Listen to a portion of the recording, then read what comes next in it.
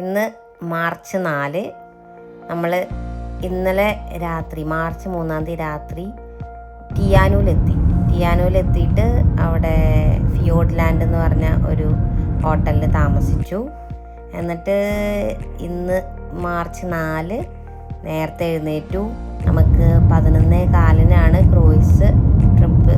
അപ്പോൾ അതിന് 20 മിനിറ്റ് മുന്നേ നമ്മൾ അവിടെ എത്തണം. അപ്പോൾ ടിയാനൂന്ന് നമുക്ക് ഒരു 1 hour ട്രാവൽ ഉണ്ട്. അത് ടിയാനൂരിൽ നിന്ന് നമ്മൾ മിൽഫോർഡിലേക്ക് പോകുന്ന വഴിയാണിത്. നമ്മൾ ഒരു ട്രിപ്പ് പ്ലാൻ ചെയ്യുമ്പോൾ എനിക്ക് തോന്നുന്നു ടിയാനൂരിൽ വന്ന് താമസിക്കുകയാണ് ഏറ്റവും ബെസ്റ്റ്. കാരണം ക്യൂൻസ് ടൗണിൽ നിന്ന് മിൽഫോർഡിലേക്ക് നമുക്ക് 5 മണിക്കൂർ ട്രാവലുണ്ട്. അപ്പോൾ ഇവിടെ വരികയാണെങ്കിൽ നമുക്ക് അത്ര ഹറിയൊന്നും ആവണ്ട. പതുക്കെ ഫുഡൊക്കെ കഴിച്ച് നമുക്കൊരു 8 മണിയാകുമ്പോൾ ഇറങ്ങിക്കഴിഞ്ഞാൽ ഒരു 10:30 ഒക്കെ ആകുമ്പോഴത്തേനും നമ്മൾ മിൽഫോർഡിലെത്തും. എന്നിട്ട് വേണമെങ്കിൽ അവിടെ നിന്നൊരു കോഫിയോ എന്തെങ്കിലുമൊക്കെ കുടിച്ചിട്ട് പതുക്കെ നമുക്ക് ക്രൂയിസിൽ കയറാം. ഇനി ക്രൂയിസിൽ നിന്ന് നമുക്ക് ഫുഡ് കഴിക്കണമെന്നുണ്ടെങ്കിൽ നമുക്ക് അഡ്വാൻസ് ആയിട്ട്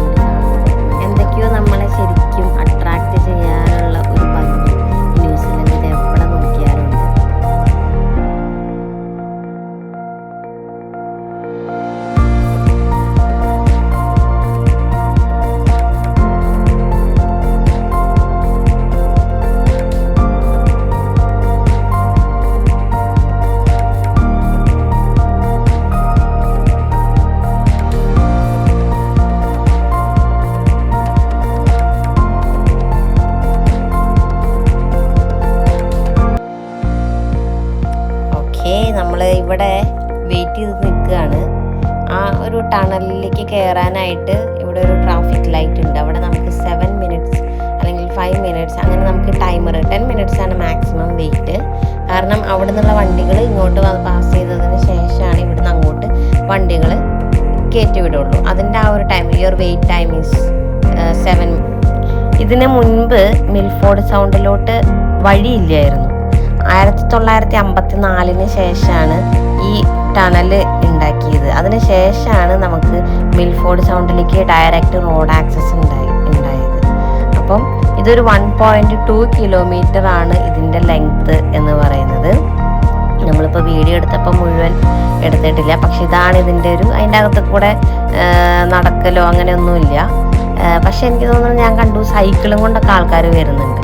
അത് അവിടുന്ന് ആക്സസ് കിട്ടുമ്പോൾ ഈ വണ്ടികൾ പോരുന്നതോടുകൂടെ ആൾക്കാർ സൈക്കിളിൽ ഒത്തിരി പേര് ഹൈക്കിങ്ങിനും ഒക്കെ ഇതിൽ കൂടെ ഒക്കെ പോകുന്നുണ്ട്. അപ്പം പിന്നെ ഒരു ചെറിയ ചോർച്ചകളൊക്കെ കാണുന്നുണ്ട്. അതൊക്കെ അവരിങ്ങനെ മൂടി വെച്ചിട്ടുണ്ട്. കണ്ടോ, നിങ്ങൾക്ക് നോക്കുമ്പോൾ കാണാൻ പറ്റും അതിങ്ങനെ കവർ ചെയ്ത് വെച്ചിരിക്കുന്നത്. പക്ഷെ ഇത് ഭയങ്കര ഒരു സംഭവമാണ്. ഈ ടണലിൻ്റെ പേരാണ് ഹോമർ ടണൽ. നമ്മളിതാ ആ ടണലിൽ ഇറങ്ങി ഇനി കുറച്ച് ദൂരം കൂടെ പോയി കഴിഞ്ഞാൽ മിൽഫോർഡ് സൗണ്ട് എന്നുള്ള ആൾക്കാർ പ്രചരിപ്പിക്കുന്ന 8ാമത്തെ ലോകാത്ഭുതത്തിലേക്ക് എത്തിക്കൊണ്ടിരിക്കുകയാണ്.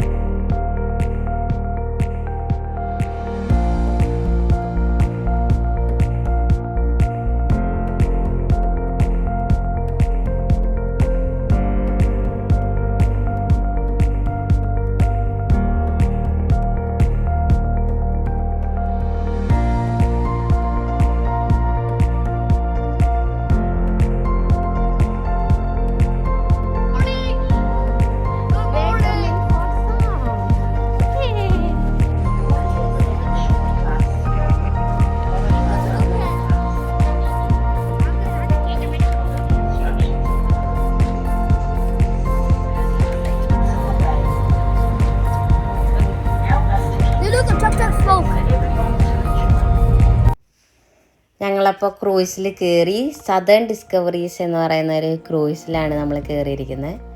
അത് അത്യാവശ്യം നല്ല വലിയൊരു ക്രൂയിസാണ്.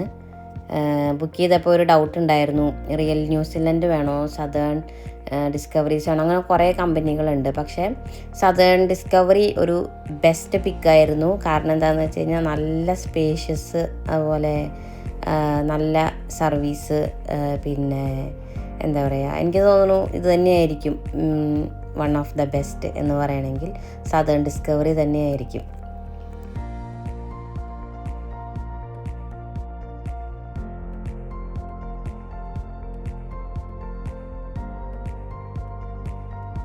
Which Lady Bowen forces the big one off to the right there, one of just two glacially head waterfalls that feed into the ഇങ്ങോട്ട് വരുമ്പോൾ ആൾക്കാർ പറഞ്ഞു കേട്ടിട്ടുണ്ട് മഴയുണ്ടെങ്കിൽ ഒത്തിരി വെള്ളച്ചാട്ടങ്ങൾ കാണാൻ പറ്റുന്നു. പക്ഷെ നമ്മൾ വന്ന ദിവസം മഴയില്ലായിരുന്നു. പക്ഷേ ഞങ്ങൾക്കതൊരു അനുഗ്രഹമായിട്ട് തോന്നി. കാരണം എന്താണെന്ന് വെച്ച് കഴിഞ്ഞാൽ അല്ലെങ്കിൽ കാലൊക്കെ ഷൂസ് നമ്മൾ സ്ലിപ്പറി ആവാനുള്ള സാധ്യതയുണ്ട്. പിന്നെ നമുക്ക് ഇതുപോലെ പുറത്ത് വന്ന് നിൽക്കാനൊന്നും പറ്റില്ല. അങ്ങനെയൊക്കെ കുറേ ബുദ്ധിമുട്ടുകൾ ഉണ്ടാവും നമ്മൾ മഴയുള്ള ദിവസം വരികയാണെങ്കിൽ. പക്ഷേ മഴയുള്ള ദിവസം വേറൊരു അനുഭവമായിരിക്കും എന്നുള്ള കാര്യത്തിൽ സംശയമൊന്നുമില്ല. പക്ഷേ ഇത് ഞങ്ങൾക്ക് ഓക്കെ ആയിരുന്നു. പിള്ളേരും എല്ലാവരും ഉള്ളതുകൊണ്ട് പുറത്ത് വന്ന് നിന്ന് ഞങ്ങൾക്ക് നന്നായിട്ട് എൻജോയ് ചെയ്യാനായിട്ട് സാധിച്ചു.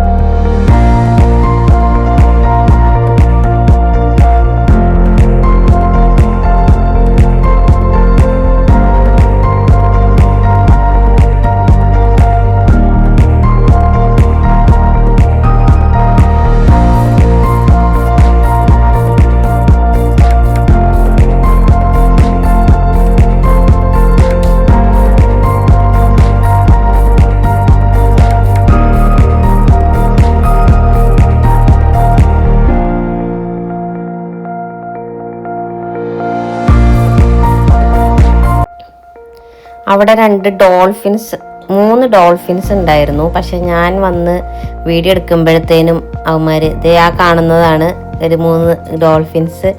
എനിക്ക് ക്ലിയർ ആയിട്ട് അവരുടെ ചാട്ടം കിട്ടിയില്ല, പക്ഷെ എന്നാലും കിട്ടി.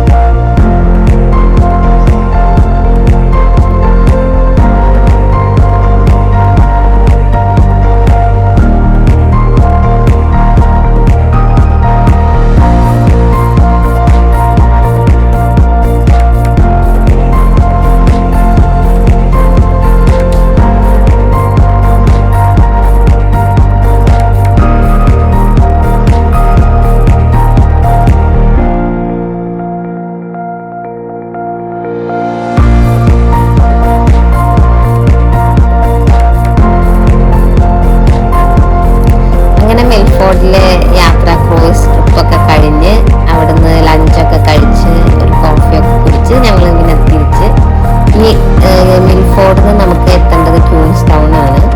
അതിലേക്ക് നമ്മൾ ക്യൂൻസ് ടൗണിൽ എത്താനായിട്ട് ഒരു 300 കിലോമീറ്റേഴ്സ് യാത്ര ഉണ്ടായിരുന്നു. അത് അവിടുന്ന് നേരെ വെച്ച് പിടിച്ചു. പിന്നെ രാത്രി ഒരു 8 മണിയൊക്കെ ആയപ്പോഴത്തേനും നമ്മളിടയ്ക്ക് വെച്ച് നിർത്തുകയൊക്കെ ചെയ്തു. എന്നിട്ട് 8 മണിയൊക്കെ ആയപ്പോൾ ക്യൂൻസ് ടൗണിലെത്തി. ക്യൂൻസ് ടൗണിൽ അന്ന് സ്റ്റേ ചെയ്തു.